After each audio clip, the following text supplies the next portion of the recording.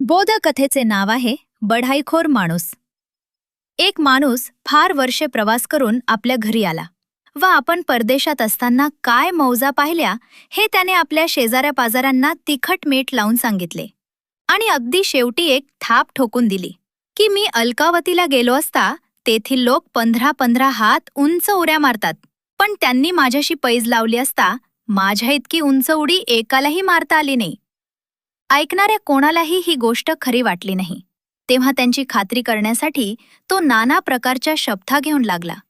त्यावेळी त्या लोकातील एक माणूस त्याला म्हणाला, अहो, अशा शपथा कशाला घेता? हातच्या कंकणाला आरसा कशाला? यावेळी तुम्ही अलकावतीला आहात असं समजून तिथे जशी उडी मारली तशी इथंही मारून दाखवा, म्हणजे झालं. हे ऐकताच त्या बढाईखोर माणसाचे तोंड ताबडतोब बंद झाले. तात्पर्य: आपण प्रवासात पाहिलेल्या गोष्टी फुगून सांगण्याची काही लोकांना सवय असते, पण एखाद्या वेळी त्यांचेच बोलणे त्यांच्या गळ्यात येऊन त्यांची फजिती झाल्याशिवाय राहत नाही.